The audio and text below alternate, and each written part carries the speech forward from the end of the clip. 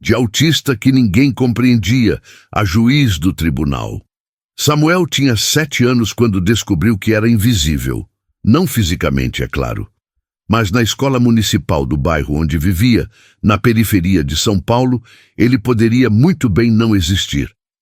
Seus colegas corriam pelo pátio gritando, jogando bola, trocando figurinhas. Samuel ficava no canto, observando os padrões das folhas caindo das árvores, contando quantas vezes elas giravam antes de tocar o chão.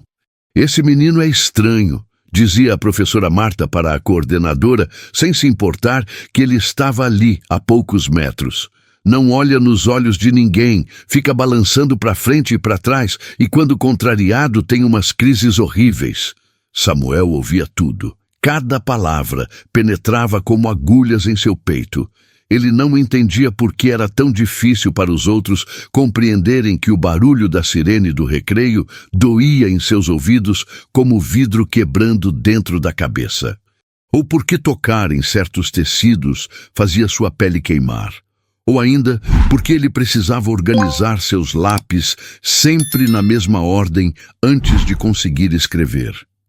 Em casa, a situação não era muito diferente. Seu pai havia partido quando ele tinha 3 anos, logo após um médico mencionar a palavra autismo pela primeira vez. Não vou criar um filho defeituoso. Foram as últimas palavras que Samuel ouviu daquele homem. Sua mãe, Dona Conceição, trabalhava 12 horas por dia como faxineira em 3 casas diferentes. Chegava em casa exausta, sem energia para compreender as particularidades do filho. Por que você não pode ser normal, Samuel? Ela suspirava, lágrimas descendo por seu rosto cansado. Só isso que eu peço a Deus, que você seja normal. Normal. Aquela palavra ecoava na mente de Samuel como uma condenação. O que era ser normal? Por que ele tinha que mudar para se encaixar em um mundo que não fazia sentido para ele? As pessoas mentiam, dizendo, estou bem, quando claramente não estavam. Faziam perguntas que não queriam respostas verdadeiras. Tocavam em outras pessoas sem pedir permissão. E ele era o estranho? Uma noite depois de ser expulso da sala pela 3ª vez naquela semana por não prestar atenção, quando na verdade estava tão concentrado em entender a matéria que não percebeu a professora chamando-o, Samuel encontrou sua mãe ajoelhada na sala rezando, Senhor, eu sei que o Senhor não dá fardos maiores do que podemos carregar. Ela chorava, mas esse peso está me quebrando. Ajude meu filho, mostre-me como ajudá-lo. Ele é tão inteligente, Senhor, eu vejo isso. Mas o mundo não vê, ninguém vê. Samuel ficou paralisado na porta. Sua mãe achava que ele era inteligente. Ela via algo além do menino problema. Algo apertou em seu peito, uma emoção que ele não conseguia nomear, mas que anos depois aprenderia a chamar-se esperança. No dia seguinte aconteceu o incidente que mudaria tudo. Durante a aula de matemática, a professora Marta cometeu um erro ao resolver uma equação no quadro. Samuel, sem pensar nas consequências sociais, levantou-se e disse em voz alta, está errado. A resposta é 42, não 24. A senhora inverteu os sinais na 3ª linha. A sala ficou em silêncio. A professora virou-se, o rosto vermelho de raiva. Como ousa me corrigir, seu moleque? Volte para seu lugar agora. Mas está errado, Samuel insistiu, sua voz monotônica não transmitindo desrespeito, apenas fato. Posso mostrar. O que se seguiu foi uma humilhação pública que Samuel jamais esqueceria. A professora o arrastou até a diretoria, acusando-o de desrespeito e rebeldia. A diretora, sem nem ouvir sua versão, chamou Dona Conceição no trabalho. Sua mãe teve que abandonar o emprego, pelo qual seria descontada, para buscar o filho problemático. No caminho para casa, em silêncio no ônibus lotado, Samuel olhou pela janela e viu seu reflexo. Um menino negro, magro, com olhos que pareciam ver demais e de menos ao mesmo tempo. Um menino que o mundo insistia em não compreender. Mas algo havia mudado naquele dia. Pela primeira vez, Samuel sentiu não apenas dor, mas raiva. Uma raiva cristalina, pura, que dizia: eu não sou o problema, vocês é que não enxergam. E em seu coração, uma oração silenciosa começou a se formar.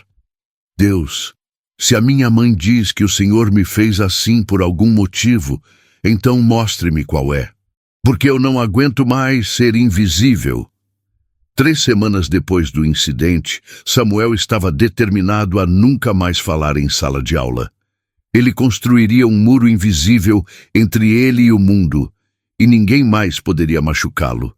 Sentava-se no fundo da classe, evitava qualquer tipo de contato visual e respondia apenas sim ou não quando absolutamente necessário. Foi quando ela chegou. Professora Helena era uma mulher negra de cabelos grisalhos, cerca de 50 anos, que assumiu as aulas de português após a antiga professora pedir transferência.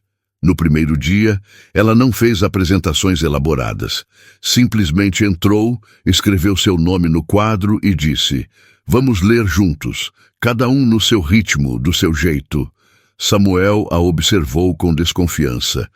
Mais uma que logo desistiria dele. Mas Helena fazia algo diferente. Quando Samuel balançava durante a leitura, um movimento que o ajudava a processar as informações, ela não o repreendia. Quando ele precisava de 5 minutos a mais para terminar uma atividade porque revisava cada letra 3 vezes, ela simplesmente esperava. E quando outros alunos riam dele por usar protetores auriculares durante o recreio, ela os repreendeu firmemente. Cada cérebro funciona de um jeito. O de Samuel é brilhante. Vocês é que não conseguem ver. Um dia, após a aula, ela o chamou. Samuel sentiu o pânico subir pela garganta. O que ele havia feito de errado agora? Samuel, eu corrigi sua redação sobre justiça, ela disse, seus olhos gentis encontrando os dele por um breve segundo antes de Samuel desviar o olhar. Você escreveu algo aqui que me impressionou profundamente. Posso ler? Ele assentiu, tenso. Justiça não é tratar todos iguais. É dar a cada um o que precisa para ter as mesmas chances, como Jesus fazia. Ele não tratou o cego e o paralítico da mesma forma. Deu a cada um o milagre que precisava. Samuel, você tem 11 anos e compreende algo que muitos adultos não entendem. Pela primeira vez em meses, Samuel sentiu aquele aperto no peito novamente. Esperança. Você gosta de leis de justiça? Helena perguntou. Gosto de regras claras. Ele respondeu, sua voz quase um sussurro. Leis são regras que todos devem seguir. Não tem mentira. Está escrito. Helena sorriu. Já pensou em ser advogado ou juiz? Samuel a olhou como se ela tivesse sugerido que ele voasse para a lua. Pessoas como eu não viram juízes. Pessoas como você?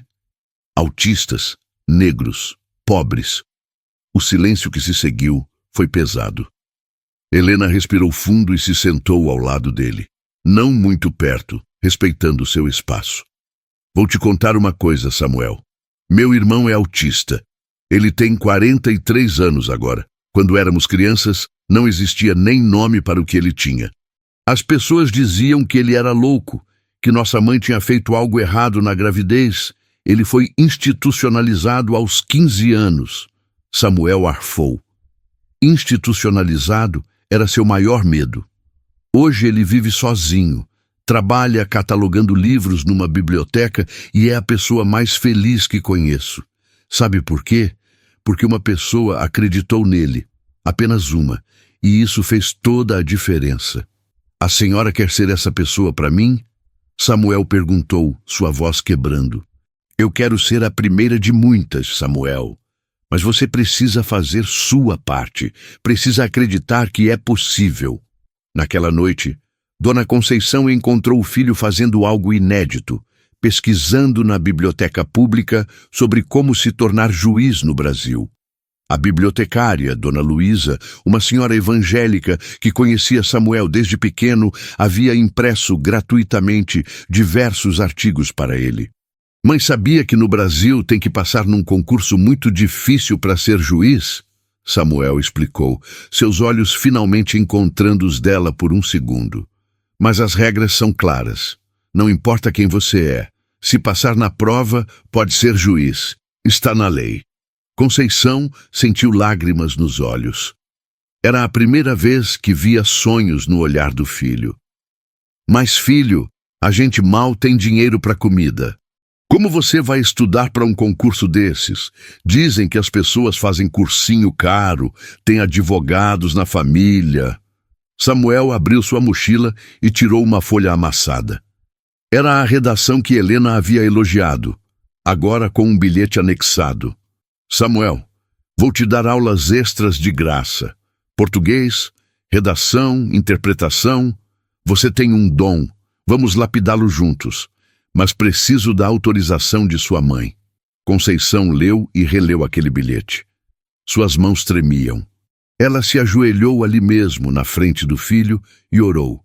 Senhor, o Senhor prometeu em Jeremias que tem planos para nós, planos de paz e não de mal, para nos dar esperança e um futuro. Eu creio nisso para o meu filho. Eu creio. Samuel, desconfortável com demonstrações emocionais, tocou levemente o ombro da mãe. Era o máximo de afeto físico que conseguia expressar. Mas, para Conceição, era mais que suficiente. Os meses seguintes foram transformadores. Helena cumpriu sua promessa. 3 vezes por semana, após as aulas regulares, ela trabalhava com Samuel. Descobriu que ele tinha memória fotográfica para textos e uma capacidade assombrosa de encontrar incoerências lógicas em argumentos. Você nasceu para isso, Helena dizia maravilhada. Seu cérebro vê padrões que outros não veem. Isso que te faz diferente é exatamente o que te fará brilhante. Mas o mundo lá fora não estava pronto para aceitar Samuel. E a maior provação ainda estava por vir. Samuel tinha 16 anos quando aconteceu o incidente que quase destruiu tudo. Ele estava no 1º ano do ensino médio em uma escola estadual, onde havia conseguido uma bolsa parcial por mérito acadêmico. Suas notas eram impecáveis, especialmente em português, história e filosofia, matérias que alimentavam sua paixão crescente por justiça. Mas ser o CDF autista fazia dele um alvo fácil. Rodrigo era o líder do grupo de meninos que atormentavam Samuel diariamente. Filho de um advogado criminalista bem-sucedido, ele tinha o tipo de arrogância que vem de nunca ter enfrentado consequências reais. Escondia o celular de Samuel, empurrava seus livros no chão, fazia barulhos altos perto dele só para vê-lo cobrir os ouvidos em agonia.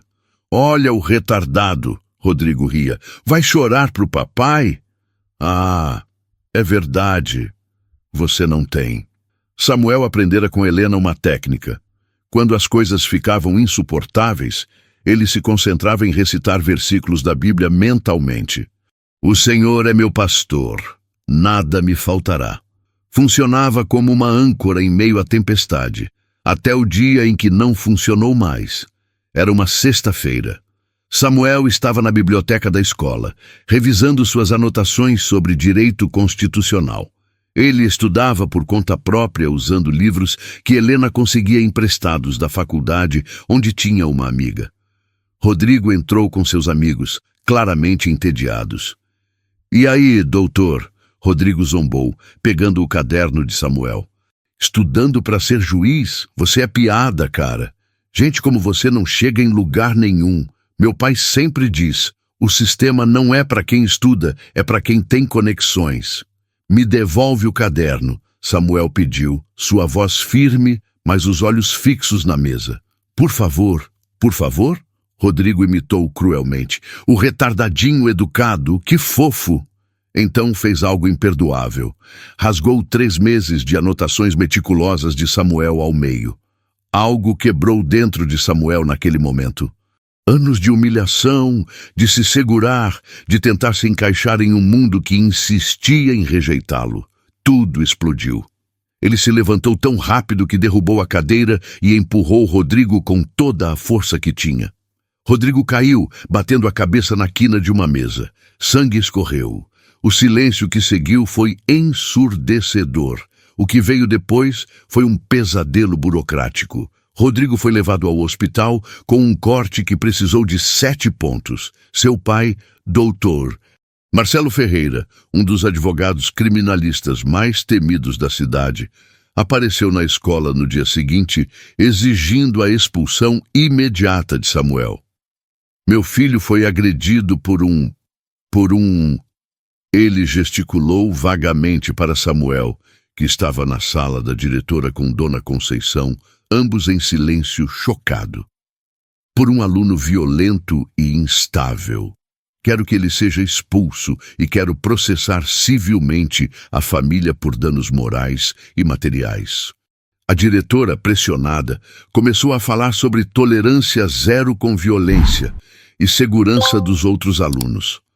Samuel via seu futuro desmoronando, uma expulsão no histórico, talvez até uma passagem pela vara da infância e juventude. Seu sonho de ser juiz acabaria antes mesmo de começar.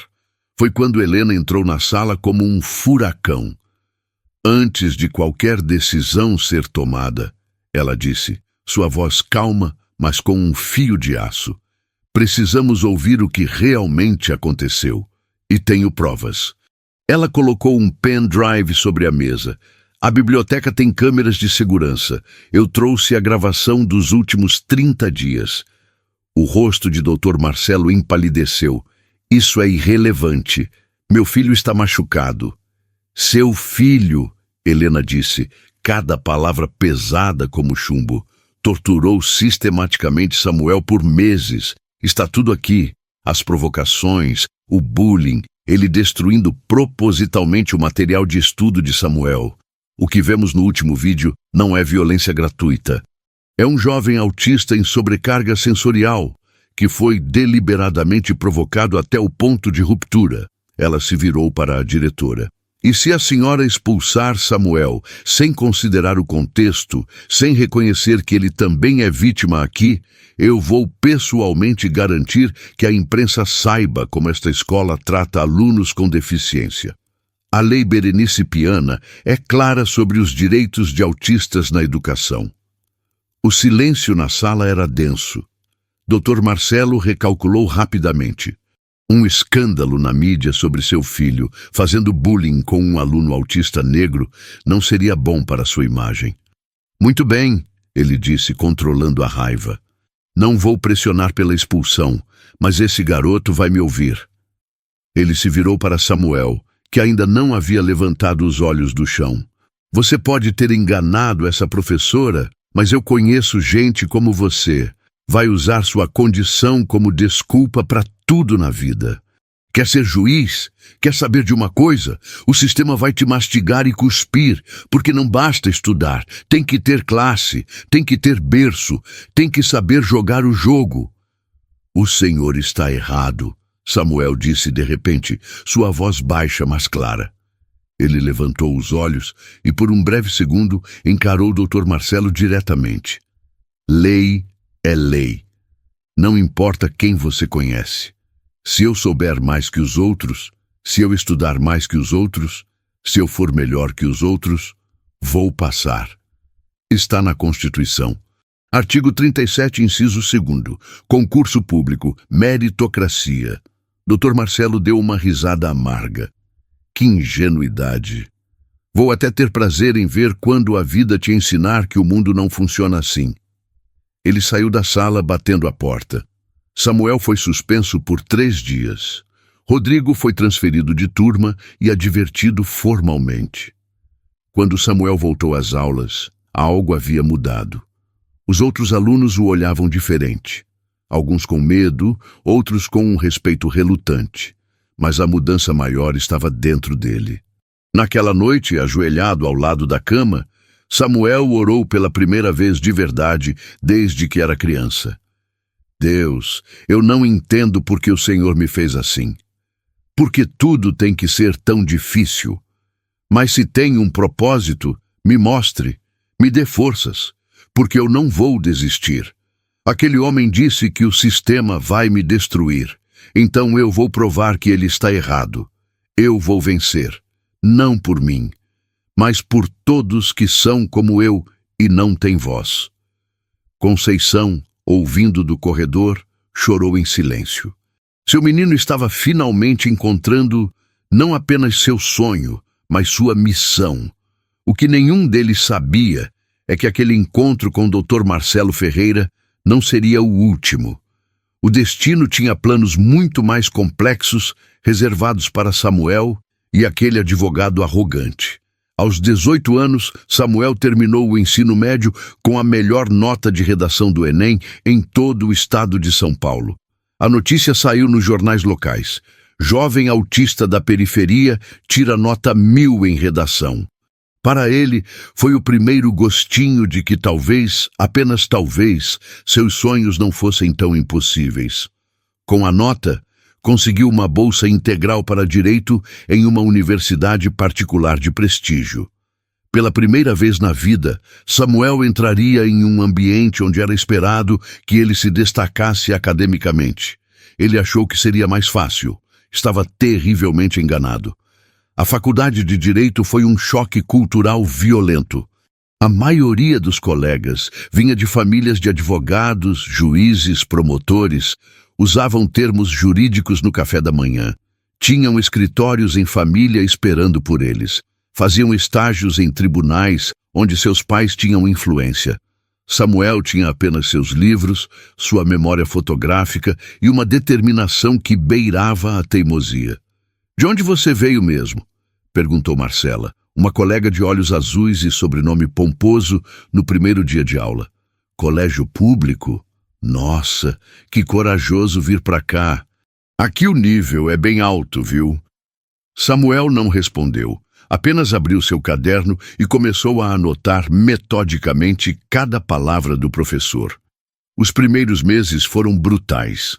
Não apenas pela dificuldade do conteúdo, essa parte Samuel dominava facilmente, mas pela pressão social. Trabalhos em grupo eram seu pesadelo. As pessoas falavam todas ao mesmo tempo, mudavam de assunto sem aviso, esperavam que ele pegasse dicas sociais, que eram completamente invisíveis para ele. "Você é muito literal, Samuel", reclamava um colega após ele ter seguido exatamente as instruções de um trabalho, enquanto os outros haviam interpretado com criatividade. "Tem que ler nas entrelinhas." Mas como ler o que não está escrito? Samuel não entendia. As crises de sobrecarga sensorial voltaram com força. Às vezes, após um dia inteiro de aulas em salas com luzes fluorescentes, barulho constante e interações sociais forçadas, Samuel chegava em casa e passava horas no escuro, imóvel, processando tudo. Dona Conceição aprendeu a deixar comida na porta do quarto e esperar. Foram Helena e Dona Luísa, a bibliotecária, que se tornaram sua rede de apoio. Helena continuava dando aulas de interpretação de texto avançada gratuitamente. Dona Luísa, que revelou ser uma das anciãs da igreja evangélica da comunidade, começou a orar especificamente por Samuel todos os dias. "O Senhor tem um plano, filho", ela dizia. Quando José estava na prisão no Egito, ele não sabia que estava sendo preparado para ser governador. Seus anos de dificuldade são sua preparação. Samuel queria acreditar, mas estava exausto. No terceiro ano da faculdade, aconteceu algo que quase o fez desistir de tudo. Ele descobriu que precisaria fazer estágio obrigatório em um escritório ou tribunal. Para seus colegas, era fácil. Ligavam para o amigo do pai e estavam empregados. Para Samuel, significava dezenas de currículos enviados e nenhuma resposta. Quando finalmente conseguiu uma entrevista em um pequeno escritório de advocacia trabalhista, o advogado responsável foi direto. "Olha, você tem boas notas, mas, sinceramente, trabalhar com o público exige jogo de cintura, flexibilidade, saber ler as pessoas. Você tem autismo, certo? Acho que vai ser complicado." Mas a lei diz que tem que ter acessibilidade, que deficiência não pode ser motivo de exclusão. Samuel argumentou, sua voz tremendo. Lei é uma coisa, filho. Prática é outra. Você vai aprender isso. Samuel saiu daquele escritório sentindo-se menor do que nunca. Será que Dr. Marcelo Ferreira estava certo? Será que o sistema realmente estava feito para esmagá-lo? Ele caminhou sem rumo até encontrar uma pequena igreja evangélica, dessas de bairro, com porta sempre aberta. Entrou e sentou no último banco. Estava vazio. Apenas um crucifixo simples na parede e um silêncio que finalmente não doía nos seus ouvidos. Eu não aguento mais, ele disse em voz alta, para Deus ou para o vazio, não sabia bem. Eu faço tudo certo, estudo mais que todos, tiro as melhores notas, mas não é suficiente, nunca é suficiente, porque eu sou errado, eu nasci errado. Não houve resposta divina, nenhuma voz do céu, mas quando Samuel estava quase saindo, um pastor idoso entrou pela porta lateral. Desculpe, não queria interromper, Samuel disse rapidamente. Não interrompeu nada, filho. Parece que está precisando conversar. E Samuel, que normalmente não conseguia se abrir com estranhos, contou tudo. O autismo, os sonhos, as rejeições, o cansaço. O pastor ouviu tudo em silêncio. Depois disse, você conhece a história de Gedeão? Do Antigo Testamento? Esse mesmo. Deus escolheu o mais fraco entre os fracos para libertar Israel. Sabe por quê? Porque quando os fracos vencem, fica claro que foi Deus quem fez, não o homem. Sua diferença não é um erro, Samuel. É sua credencial. Quando você chegar onde Deus quer que você chegue, e você vai chegar, ninguém vai poder dizer que foi sorte ou privilégio. Vão ter que reconhecer que foi mérito, e mais que isso, que foi Deus. Aquelas palavras se tornaram o combustível de Samuel pelos próximos anos. Ele finalmente conseguiu estágio em um juizado especial, fazendo trabalho burocrático e sendo praticamente invisível, mas observava tudo, estudava cada caso, memorizava jurisprudências. Enquanto seus colegas saíam para happy hour, ele ficava até tarde na biblioteca. Formou-se como o segundo melhor aluno da turma. Perdeu o primeiro lugar por uma apresentação oral que sua ansiedade sabotou. Não importava. Ele tinha o conhecimento, tinha a técnica. Agora precisava apenas de uma oportunidade. O concurso para juiz federal foi anunciado. Milhares de candidatos para 20 vagas. 3 anos de preparação intensiva à frente. Samuel se inscreveu sabendo que aquela seria sua única chance. Não tinha dinheiro para tentar múltiplos concursos. Era aquilo ou nada. Você vai conseguir, Dona Conceição dizia, segurando suas mãos com força. Ela estava mais velha, mais cansada, mas seus olhos brilhavam com uma fé inabalável. Samuel não tinha tanta certeza, mas tinha algo melhor que certeza. Tinha uma promessa que fizera a si mesmo anos atrás, na sala da diretoria, quando o Dr. Marcelo Ferreira disse que ele nunca seria nada. Ele iria provar que aquele homem estava errado, nem que fosse a última coisa que fizesse. Os 3 anos de preparação para o concurso de juiz federal foram os mais árduos da vida de Samuel. Ele estudava 16 horas por dia, 7 dias por semana. Sua rotina era milimetricamente planejada: acordar às 4h30, estudar até às 8 horas, pausa de 30 minutos, estudar até às 12, almoço de 20 minutos, estudar até às 18 horas, jantar e revisão até às 22 horas. Aos domingos, ia à igreja com Dona Conceição pela manhã e dedicava à tarde à revisão dos pontos fracos. Seu quarto se transformou em um mar de códigos, doutrinas, jurisprudências. Post-its coloridos cobriam as paredes. Cada cor representava uma área do direito. Sua memória fotográfica era sua arma secreta, mas também sua maldição. Ele não esquecia nada, nem os artigos de lei, nem as humilhações, nem o rosto de Dr. Marcelo Ferreira, dizendo que ele nunca seria nada. Você precisa descansar. Dona Conceição implorava. Está se matando, filho. Se eu descansar, alguém vai me ultrapassar. Samuel respondia, os olhos vermelhos fixos nos livros. Eles têm cursinho caro, professores particulares, pais advogados tirando dúvidas. Eu só tenho o tempo e preciso usar cada segundo dele. Helena visitava quando podia, trazendo materiais novos e palavras de encorajamento. Mas até ela estava preocupada. Samuel, ser juiz não é apenas saber as leis. É ter equilíbrio emocional, discernimento, humanidade. Você está se transformando em uma máquina. Máquinas não sentem dor quando falham, ele respondeu, sem levantar os olhos do livro. Talvez seja melhor assim. A primeira fase do concurso chegou. Prova objetiva com 300 questões. Samuel entrou na sala de prova às 7 da manhã. Seu coração batia tão forte que ele podia ouvi-lo. Colocou seus protetores auriculares. Agora tinha autorização médica para usá-los como adaptação para autismo. E começou. As questões eram absurdamente difíceis. Pegadinhas em cada alternativa. Mas Samuel tinha uma vantagem. Seu cérebro via padrões, via inconsistências, via a lógica por trás da confusão. 5 horas depois, ele terminou. 2 semanas de espera agonizante. Quando o resultado saiu, Samuel estava entre os 200 aprovados para a segunda fase. Mas o desafio real estava apenas começando. A segunda fase era uma prova discursiva de 16 horas, dividida em 2 dias. Peças processuais complexas, pareceres jurídicos, análises de casos reais.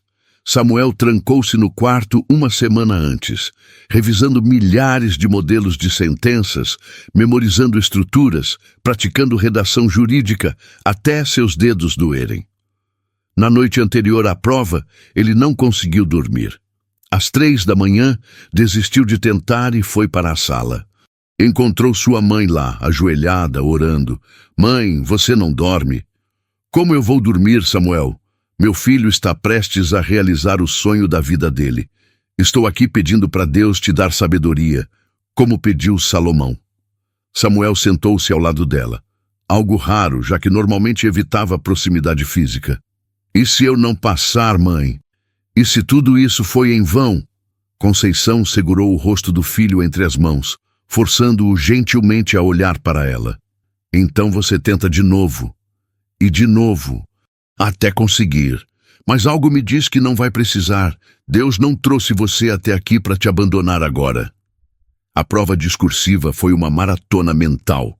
Samuel escreveu durante 8 horas no primeiro dia, 8 no segundo. Suas mãos tremiam, sua cabeça latejava, mas cada palavra saía perfeita, cada argumento estruturado com precisão cirúrgica. Quando terminou, ele mal conseguia ficar de pé. 3 meses de espera. 3 meses em que Samuel não conseguia fazer nada, além de revisar mentalmente cada resposta, cada vírgula, cada argumento. Estava à beira de um colapso nervoso quando o resultado finalmente saiu. Aprovado, entre os 50 que iriam para a fase oral. Mas foi ao ver a lista completa de aprovados que Samuel teve um choque. Lá, entre os nomes, estava Rodrigo Ferreira, o mesmo Rodrigo que o havia atormentado no colégio, o filho de Dr. Marcelo Ferreira. Não pode ser coincidência. Samuel murmurou, suas mãos começando a tremer. Helena, que estava com ele quando viram o resultado, colocou uma mão em seu ombro. Talvez não seja coincidência, ela disse suavemente. Talvez seja exatamente o que você precisa para provar, de uma vez por todas, que você venceu por mérito. A fase oral era a mais temida. Arguição pressupostos por 5 juízes federais experientes. 20 minutos de perguntas sobre qualquer área do direito. Muitos candidatos brilhantes derretiam sob a pressão. Para Samuel, era seu pior pesadelo. Não apenas pela pressão, mas porque exigia contato visual, leitura de linguagem corporal, improviso, tudo que era extremamente difícil para ele. Você consegue, Dona Luísa disse, quando ele foi visitá-la na biblioteca 2 dias antes da prova. Sabe como eu sei? Porque em Daniel 1,17 diz que Deus deu a Daniel conhecimento e inteligência. Ele faz o mesmo com você. Suas diferenças não são fraquezas, Samuel. São suas características únicas. Use-as. No dia da arguição, Samuel chegou 2 horas antes. Sentou-se no corredor do tribunal, cercado por outros candidatos visivelmente nervosos. E então o viu. Rodrigo Ferreira. Ele estava mais velho, obviamente mais polido, terno caro, postura confiante. Estava conversando com outros candidatos, rindo, fazendo piadas. Então seus olhos encontraram os de Samuel. O reconhecimento foi instantâneo. Rodrigo empalideceu. Samuel apenas o encarou por um longo segundo. Algo extremamente desconfortável para ele, mas necessário, e depois voltou a olhar para seus livros. Samuel? Rodrigo se aproximou, hesitante. Samuel Silva? Sim, um silêncio constrangedor. Olha, eu queria... Aquilo no colégio foi há muito tempo. Samuel o cortou, sua voz neutra. E não importa mais. Importa sim. Rodrigo insistiu, e pela primeira vez Samuel detectou algo genuíno em sua voz. Eu era um idiota arrogante. Meu pai me criou achando que eu era melhor que todo mundo, só porque nasci em berço de ouro. Levei anos para perceber o quanto estava errado. Samuel não respondeu. Não sabia como. Você vai passar, Rodrigo disse finalmente. Sempre soube que você era brilhante, só tinha inveja e medo disso. Antes que Samuel pudesse processar aquilo, chamaram seu nome. A sala de arguição era intimidadora. 5 juízes sentados em uma bancada alta, olhando para baixo. Samuel sentou-se na cadeira indicada, suas mãos apertando os braços da cadeira com tanta força que seus dedos ficaram brancos. Senhor Samuel Silva, começou a juíza presidente, uma mulher negra de cerca de 60 anos com olhos penetrantes. Vamos começar com uma pergunta sobre direito constitucional.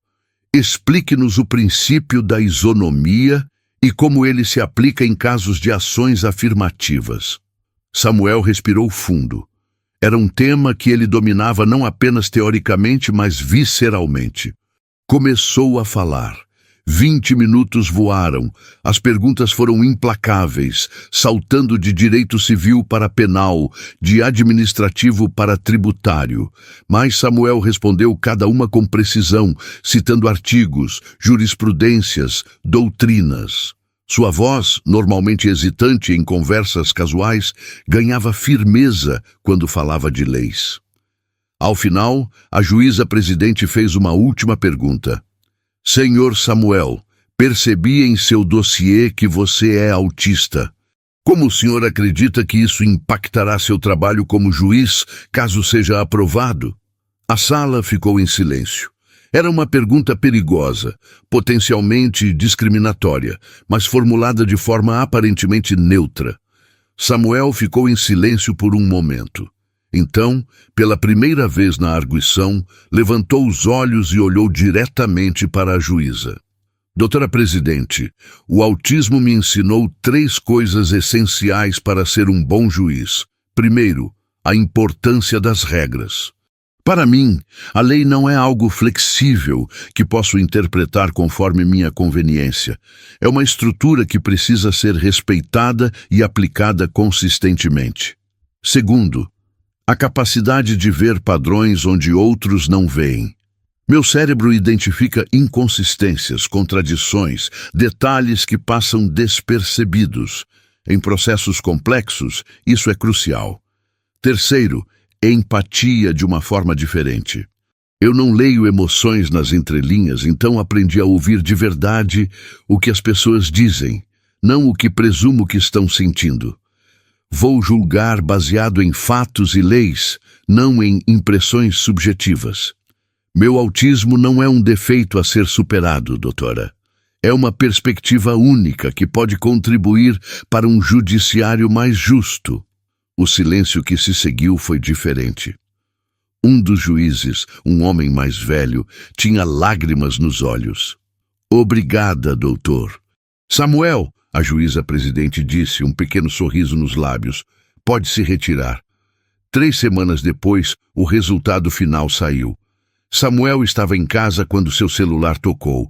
Era um número desconhecido. Alô? Doutor Samuel Silva. Aqui é do Tribunal Regional Federal. Estou ligando para informá-lo que o senhor foi aprovado em 3º lugar no concurso para juiz federal. Parabéns. Samuel desligou o telefone. Ficou parado por um longo minuto. Então suas pernas cederam e ele caiu de joelhos no chão. Dona Conceição, que tinha ouvido tudo da cozinha, correu para a sala e encontrou o filho chorando, algo que ele raramente fazia.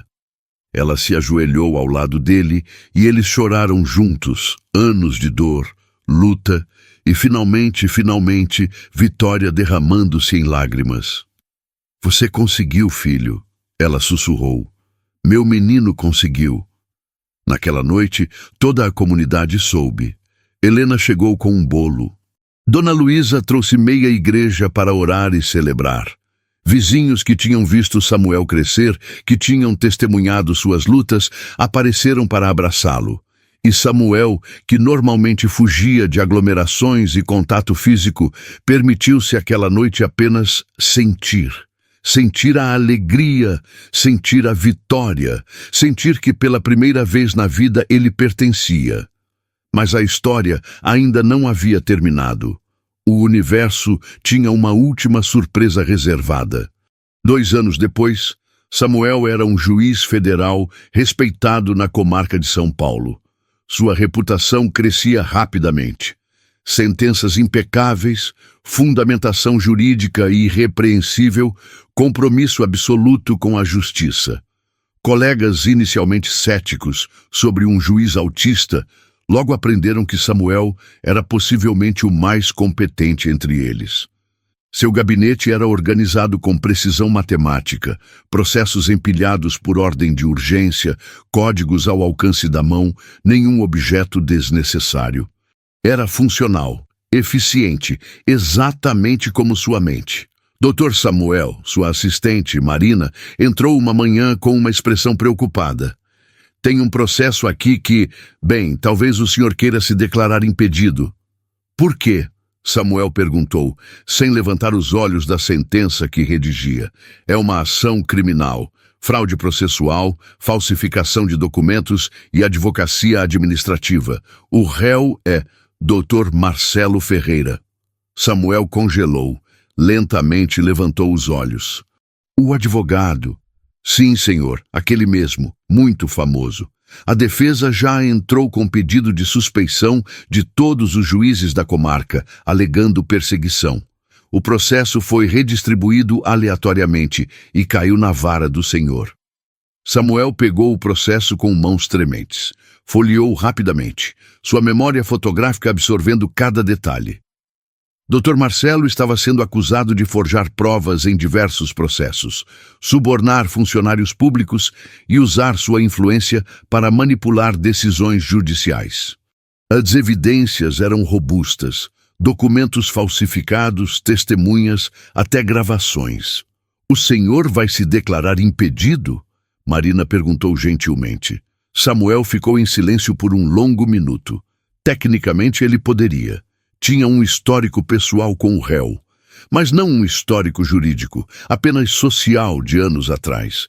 E declarar-se impedido por causa de uma desavença antiga parecia exatamente o tipo de coisa que Dr. Marcelo esperaria, que Samuel fugisse do desafio. Não, ele disse finalmente, não há impedimento legal, eu vou julgar este caso. Nos dias seguintes, Samuel mergulhou no processo com sua obsessividade característica.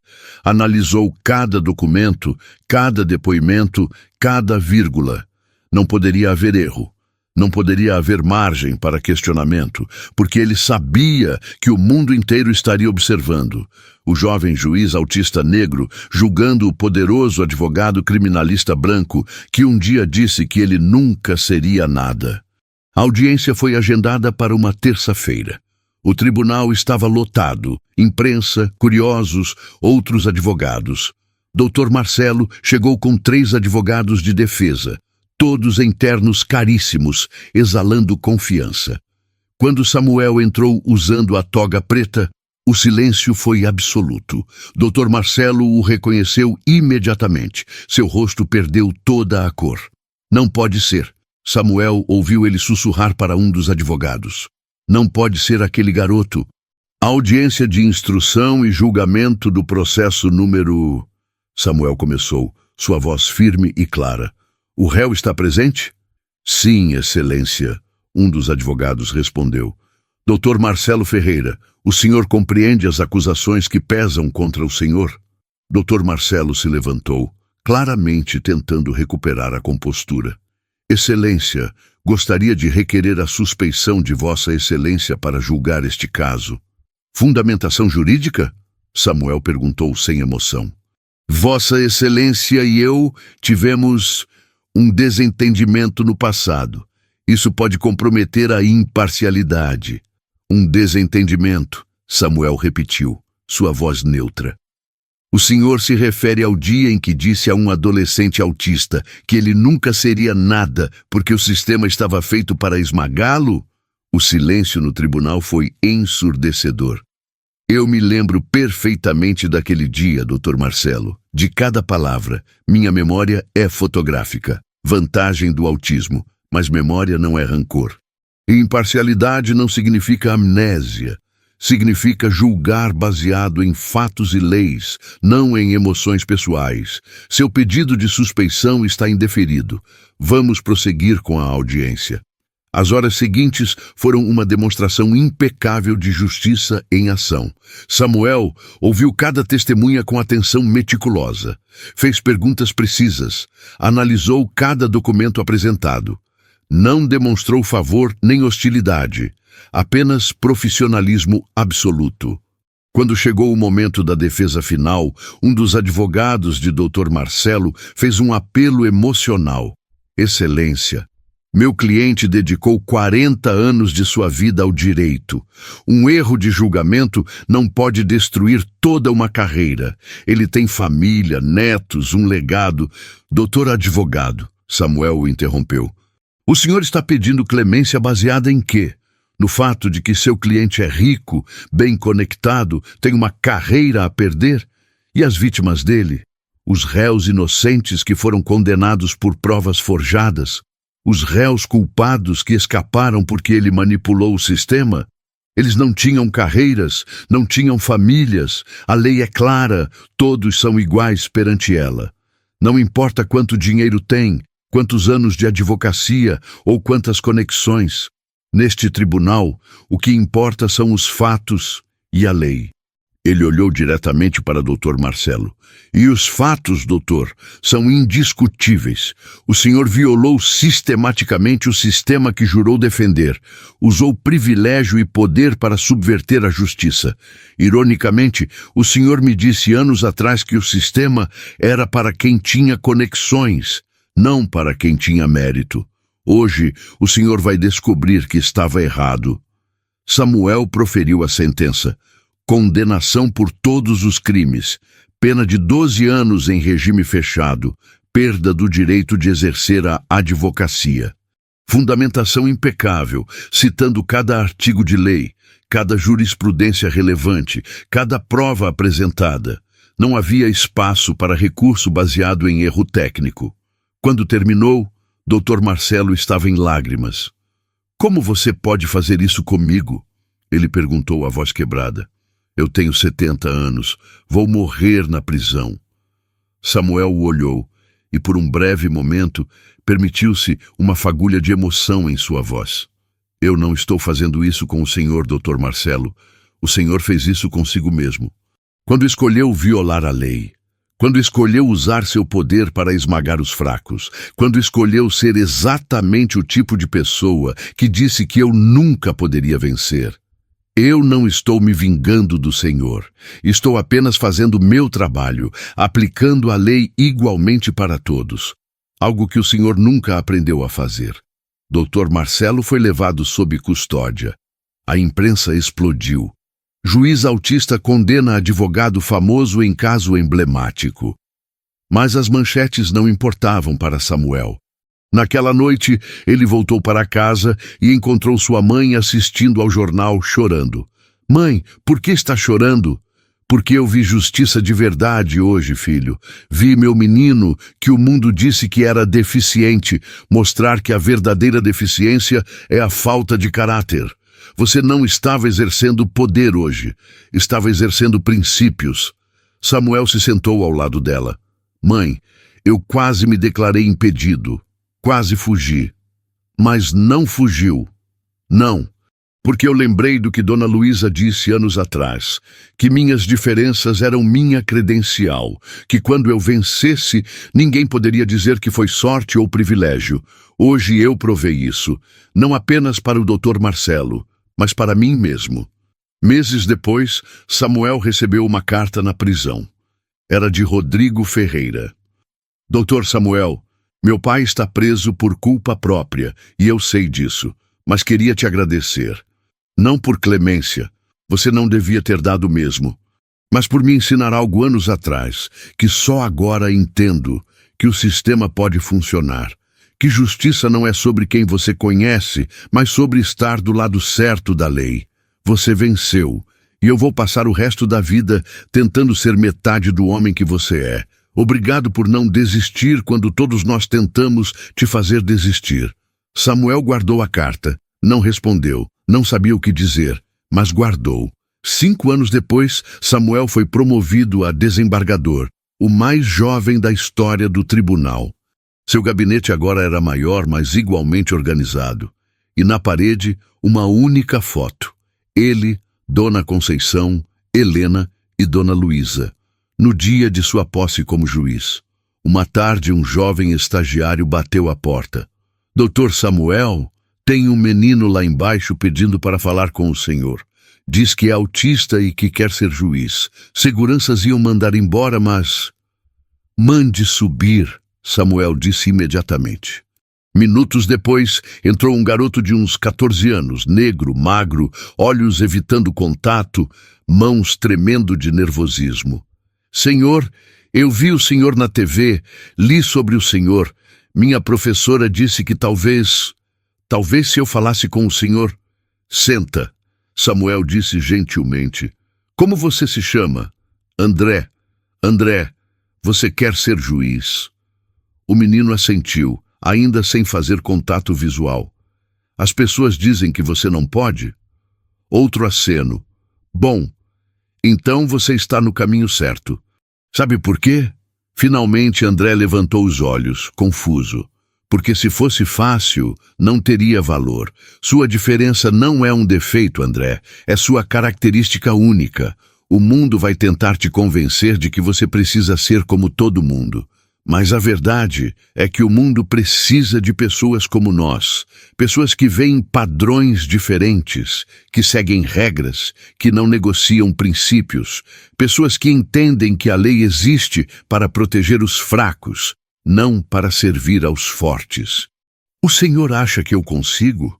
Samuel pensou em si mesmo aos 14 anos. O menino invisível, o garoto que ninguém compreendia, e então pensou no juiz que ele se tornou.